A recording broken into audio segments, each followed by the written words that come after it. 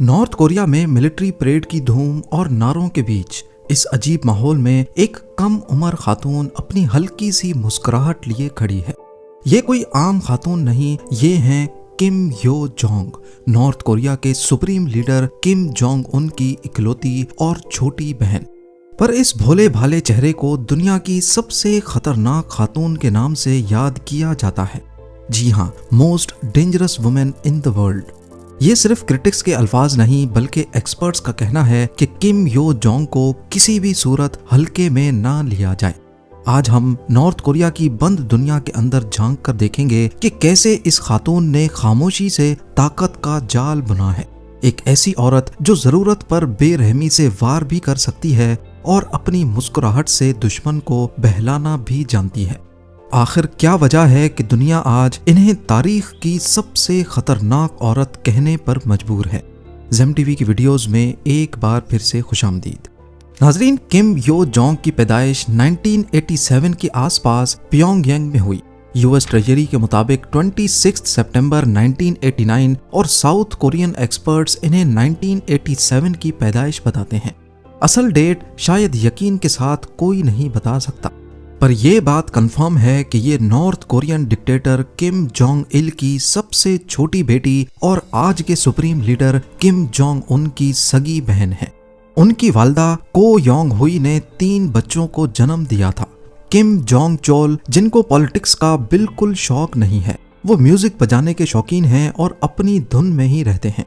दूसरे नंबर पर हैं किम जोंग उन, जो नॉर्थ कोरिया का हालिया चेहरा बने हैं। और तीसरे नंबर पर हैं किम यो जोंग, 2 भाइयों की लाडली बहन। इन्होंने अपना बचपन प्योंगयांग के प्राइवेट कंपाउंड की अलग थलग ऐशो आराम की दुनिया में अपने भाइयों के साथ गुजारा, लेकिन इन्हें कभी दुनिया के सामने नहीं लाया गया। इनको दुनिया के सामने पहली बार 2011 में लाया गया, जब वो अपने वालिद के फ्यूनरल पर अपने भाई के साथ खड़ी देखी गई। पहले तो इन्हें कोई नहीं जानता था, लेकिन ये इशारा समझने वालों के लिए काफी था कि अब वो पावर के इनर सर्कल में आ चुकी हैं। उसके बाद किम यो जोंग अपने भाई की काबिले एतबार साथी रहीं, जब किम जोंग उन ने अपनी हुकूमत के रास्ते में आने वाली हर रुकावट को बेरहमी से हटाना शुरू किया। उनको हर मीटिंग, हर सेरेमनी में सुप्रीम लीडर के आस पास देखा गया। कभी वो डॉक्यूमेंट्स लिए खड़ी रहती तो कभी उनको एशट्रे के साथ देखा गया, ताकि उनके चेन स्मोकर भाई को ऐश गिराने में भी मुश्किल ना हो। दुनिया इन्हें एक असिस्टेंट के तौर पर देख रही थी, एक ऐसी बहन जो सिर्फ भाई की मदद कर रही है, पर हकीकत इससे काफी ज्यादा खौफनाक थी। इस गठजोड़ की असल वजह जानने के लिए कुछ साल पीछे चलते हैं। 90s की दहाई में किम जोंग इल ने अपने बच्चों को यूरोप भेजा था ताकि वो वहां अच्छी एजुकेशन हासिल कर सकें। किम यो जोंग को 1996 में स्विट्जरलैंड के बर्न शहर के एक स्कूल में भेजा गया, जहां वो एक फर्जी नाम के साथ पढ़ती रही। कुछ अरसे बाद इनको ज्वाइन किया किम जोंग उन ने। अब दोनों बहन भाई एक ही स्कूल में पढ़ने लगे और दोनों फेक नाम के साथ रजिस्टर्ड थे। किम जोंग उन का फर्जी नाम पाक उन रखा गया, जबकि बहन किम यो जोंग पाक मी यांग के नाम से रजिस्टर्ड थी। स्विट्जरलैंड में ये आम कोरियन बच्चों के तौर पर जाने जाते थे, लेकिन असल हकीकत कुछ और ही थी। ये दोनों बहन भाई शहर के एक आम से अपार्टमेंट में रहते थे, पर इस अपार्टमेंट को नॉर्थ कोरियन ऑफिशियल्स हर वक्त मॉनिटर करते थे। इनके साथ रिश्तेदार भी रहते थे और अंडरकवर बॉडीगार्ड्स की एक टीम भी। किम जोंग उन के क्लासमेट्स ने बताया कि अपार्टमेंट में बास्केटबॉल प्लेयर्स की फोटोज लगी थी, जो कि शायद किम जोंग उन का शौक था। लेकिन किम यो जोंग को उस वक्त भी काफी हिफाजत में रखा जाता था। कई साल तक इन्होंने कोरियन बच्चों की एक्टिंग की, लेकिन असल में उनके पीछे पूरी स्टेट मशीनरी काम कर रही थी। 2000 में किम यो जोंग वापस नॉर्थ कोरिया आ गई। 2007 में उन्होंने प्योंगयांग की किम इल संग यूनिवर्सिटी से कंप्यूटर साइंस की डिग्री हासिल की और इसी साल गवर्नमेंट की वर्कर्स पार्टी में एक जूनियर ओहदा भी अपने नाम कर लिया। पहली बार इनको अपने वालिद के फ्यूनरल पे 2011 में देखा गया। उसके फौरन बाद 2012 में इनको नेशनल डिफेंस कमीशन में टूर मैनेजर के तौर पर चुना गया। ये कोई मामूली पोस्ट नहीं थी, इनके पास जिम्मेदारी थी अपने भाई के ट्रैवल की। किम जोंग उन को कहाँ जाना है, किस रूट से जाना है, कब जाना है और साथ में क्या क्या जाएगा, ये सब किम यो जोंग ही मैनेज करती थी जब वो सिर्फ 23 साल की थी। यहाँ तक कि किम जोंग उन की सिक्योरिटी को भी यही प्लान करती थी। 2014 में पहली बार नॉर्थ कोरियन मीडिया ने किम यो जोंग का नाम ऑफिशियली डिस्क्लोज किया जब उन्हें वर्कर्स पार्टी के प्रोपेगेंडा एंड एजिटेशन डिपार्टमेंट का वाइस डायरेक्टर बनाया गया। ये है तो एक मीडिया डिपार्टमेंट या फिर मीडिया विंग, लेकिन इसका असल काम प्रोपेगेंडा करना और यहाँ की आवाम को अपने लीडर के बारे में मुख्तलिफ नजरिया दिखाना है। 1 साल के अंदर अंदर वो खामोशी से इसी इदारे की असली मालिका बन गई। बेशक कागजों में कोई और बड़ा ऑफिसर था, लेकिन चलती सिर्फ किम योंग की ही थी। इनके पास प्रोपेगेंडा चीफ का ओहदा आ चुका था। नॉर्थ कोरिया जहां मर्दों का राज रहता है, वहां एक खातून का इतने बड़े ओहदे पर पहुंच जाना किसी मौजज़े से कम नहीं था। प्रोपेगेंडा मशीन की लगाम हाथ में लिए किम यो जोंग ने अपने भाई की पर्सनैलिटी को दादा किम इल संग की तरह मजबूत बनाने की कोशिश की। इस वक्त तक वो नॉर्थ कोरिया में जुल्म की उतनी ही जिम्मेदार थीं जितना किम जोंग उन थे, क्योंकि इनको नॉर्थ कोरिया में सुप्रीम लीडर से ज्यादा ताकतवर समझा जाने लगा।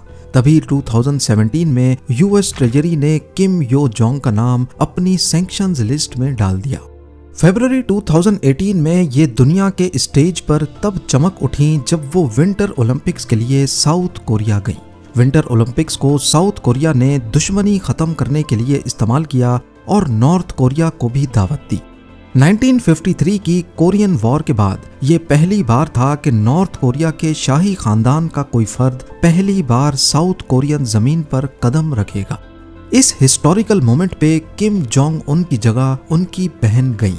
स्पेशल जहाज जब साउथ कोरिया के प्योंगचैंग में उतरा तो ये दुनिया की मीडिया के लिए एक हैरत अंगेज मंजर था। इस मौके पर किम यो जोंग ने दुश्मनी में भी दोस्ती की शानदार एक्टिंग की और उनकी मुस्कुराहट मीडिया की अटेंशन बन बैठी।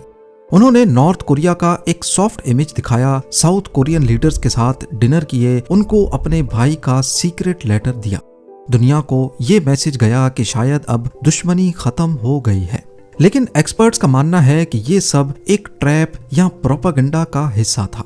इसके बाद 2018-19 में वो अपने भाई के साथ हर अहम मुलाकात में पाई गई, चाहे साउथ कोरियन के मून जय इन का हिस्टोरिक समिट हो या यूएस प्रेसिडेंट डोनाल्ड ट्रंप से मुस्कुराहट भरी मुलाकात। हर जगह वो साए की तरह किम जोंग उन के पीछे पाई गई, ये यकीन बनाते हुए कि हर तस्वीर और हर खबर में बड़े भाई का इमेज फायदेमंद रहे। 2019 के आखिर तक अमेरिका के साथ न्यूक्लियर टॉक्स नाकाम हो चुके थे। इस नाकामी का मलबा शायद किम यो जोंग पर गिरा और उन्हें खामोशी से पॉलिटिकल ब्यूरो से बाहर कर दिया गया। दुनिया ने समझा कि शायद शाही बहन का उरूज खत्म हुआ, लेकिन ये तो सिर्फ तूफान से पहले की खामोशी थी। अप्रैल 2020 में एक अजीब सूरत हाल पैदा हुई। डिक्टेटर किम जोंग उन अचानक मंजर आम से गायब हो गए। दुनिया भर की इंटेलिजेंस एजेंसीज और मीडिया में अफवाहें गर्दिश करने लगी कि शायद डिक्टेटर की मौत हो चुकी है। लेकिन इसी कहर आलूद सन्नाटे में नॉर्थ कोरियन मीडिया से एक ऐसी गरजदार आवाज निकली जिसने सबको दहशत में डाल दिया। पहली बार किम यो जोंग के नाम से एक जाती बयान जारी किया गया। उन्होंने साउथ कोरिया को डर से कांपते हुए कुत्ते से तशबीह दी जो सिर्फ भौंकना जानता है। ये सिर्फ एक धमकी नहीं थी, बल्कि दुनिया के लिए एक मैसेज था कि अगर भाई मौजूद नहीं तो बहन तख्त संभालने के लिए बिल्कुल तैयार है। नतीजा, कुछ ही हफ्तों में ना सिर्फ किम जोंग उन वापस आए, बल्कि यो जोंग को पहले से ज्यादा ताकत के साथ पॉलिटिकल ब्यूरो में बहाल कर दिया गया। इस एक वाक़े ने साबित कर दिया कि वो सिर्फ एक एडवाइजर नहीं, बल्कि इस रजीम की असली आयरन लेडी है।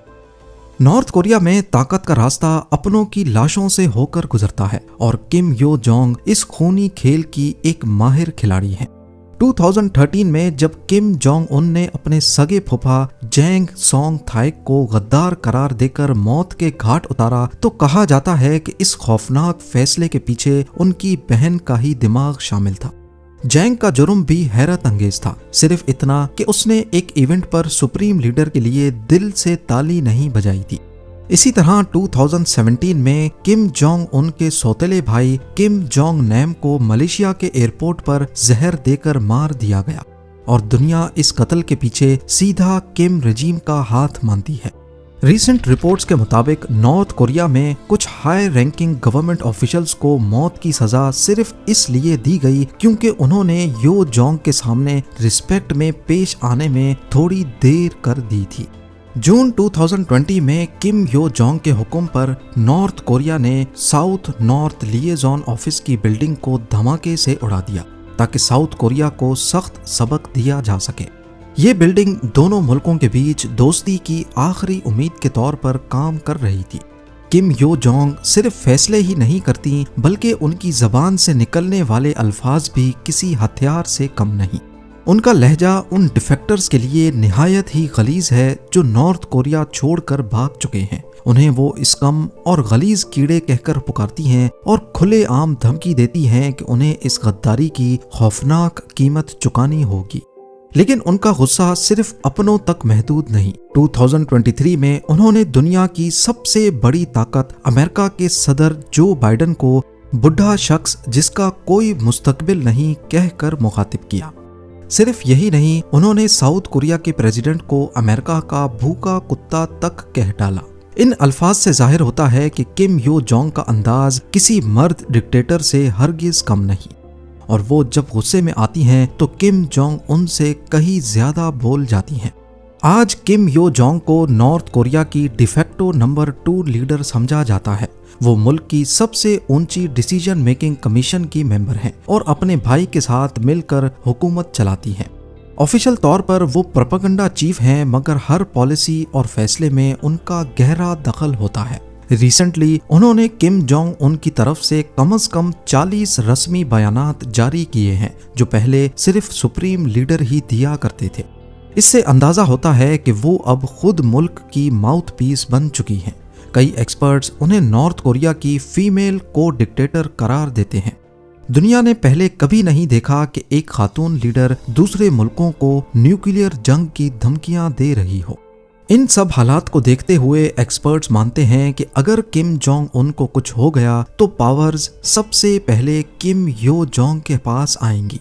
नॉर्थ कोरिया से फरार एक डिप्लोमेट थाई योंग हो कहते हैं कि अगर किम जोंग उन अचानक मर गया तो रूल्स के मुताबिक नई लीडरशिप यो जोंग को ही मिलेगी क्योंकि अभी तक की रिपोर्ट्स के मुताबिक किम जोंग उन का कोई बेटा नहीं है और अगर हो भी गया तो उसे मैच्योर होने में काफी टाइम लगेगा। इससे साफ साफ जाहिर होता है कि इस सूरत में अगली बारी यो जोंग की ही है। पर क्या यो जोंग हिस्ट्री में सबसे पावरफुल लीडर रही हैं या हिस्ट्री पहले भी ऐसा कुछ देख चुकी है?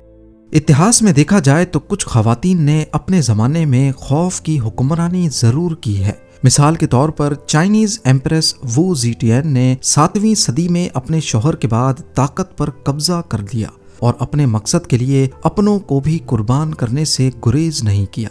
यूरोप की क्वीन मैरी ट्यूडर ने छोटी सी बात पर अपने मुल्क में खून की नदियां बहा दी मगर इन पुरानी मलकाओं के पास ना न्यूक्लियर बटन था और ना ही ऐसी बंद सोसाइटी जहां कोई उनकी मर्जी के खिलाफ बोल भी ना सके। आज किम यो जोंग के पास ये दोनों चीजें मौजूद हैं। इसीलिए बहुत से लोग मानते हैं कि वो वाकई दुनिया की सबसे खतरनाक औरत बन चुकी हैं। इन सब इंसिडेंट्स के बाद अगर अब भी कोई उनके औरत होने की वजह से उन्हें कमजोर समझता है तो वो उनकी सबसे बड़ी गलती है। एक वक्त था जब दुनिया उन्हें सिर्फ एक साइलेंट सपोर्टर समझती थी लेकिन आज वो नॉर्थ कोरिया की सबसे ताकतवर और पुरअसरार औरत बन चुकी है। सवाल ये नहीं है कि किम यो जोंग कितनी खतरनाक है, सवाल ये है कि अगर कल को किम जोंग उन मंजर से हट गए तो क्या दुनिया पहली मर्तबा एक लेडी डिक्टेटर का सामना करने के लिए तैयार है? एक ऐसी औरत जिसके एक इशारे पर बिल्डिंग्स राख हो जाती हैं, ऑफिशियल्स कत्ल हो जाते हैं और जिसका गुस्सा दुनिया के बड़े मुल्कों को हिलाने की ताकत रखता है। क्या किम यो जोंग अपने भाई से भी ज्यादा बेरहम साबित होंगी या फिर ये अभी सिर्फ एक खौफनाक कहानी का आगाज है? उम्मीद है जेम टीवी की ये वीडियो भी आप लोग भरपूर लाइक और शेयर करेंगे। आप लोगों के प्यार भरे कमेंट्स का बेहद शुक्रिया। मिलते हैं अगली शानदार वीडियो में।